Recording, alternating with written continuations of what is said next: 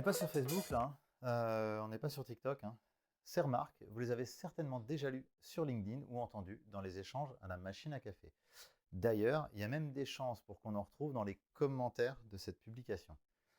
Ce qu'il y a, c'est que les personnes qui font ces commentaires n'ont rien compris aux réseaux sociaux et à leur sociologie et passent à côté d'un concept bien connu des spécialistes, la porosité des usages. La porosité des usages, c'est quoi? C'est une sorte de règle, de loi, qui dit qu'au bout d'un certain temps, à force d'agir d'une certaine manière, dans un cadre donné, on finit par agir de cette manière partout. Un usage finit toujours par sortir du cadre dans lequel il est né pour se répandre un peu partout.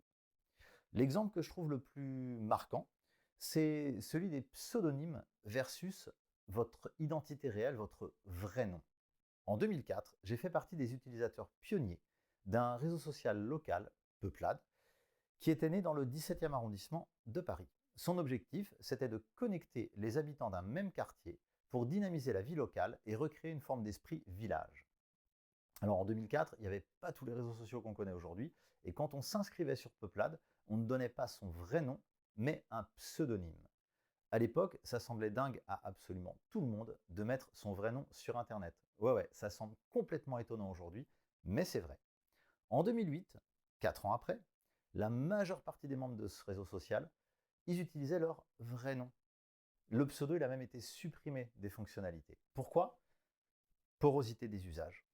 Entre-temps, Facebook est arrivé en France et de nombreuses plateformes de type réseau social ont émergé, LinkedIn, Twitter, etc. Et donner son vrai nom en ligne, c'est devenu complètement normal.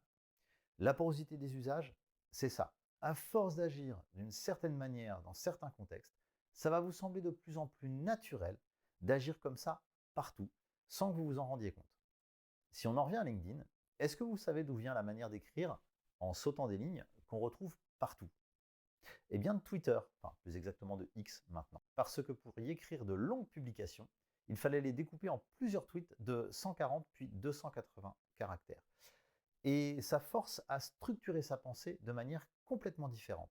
Et c'est plutôt efficace, et c'est pour ça que c'est arrivé sur LinkedIn par les personnes qui avaient l'habitude de s'exprimer comme ça sur Twitter. Les selfies sur LinkedIn, ça vient d'Instagram. Les vidéos face caméra, YouTube, puis TikTok, etc., etc. Tout ça pour vous dire deux choses par rapport à la porosité des usages. Première chose, on peut publier de la manière dont on le souhaite, quel que soit le réseau social, parce que les codes finissent par se mélanger. Donc, vous prenez pas la tête. Deuxième chose, ça peut être hyper intéressant dans votre veille de surveiller les manières dont sont investis les différents réseaux sociaux aujourd'hui pour éventuellement être un des premiers, un des pionniers à importer d'un réseau social à l'autre un style, une forme de publication. Ce contenu vous a plu? Alors n'hésitez pas à vous abonner en cliquant sur la petite cloche et à mettre dans les commentaires d'autres sujets sur lesquels vous aimeriez bien que je vous donne mon avis ou que je fasse un décryptage. A plus!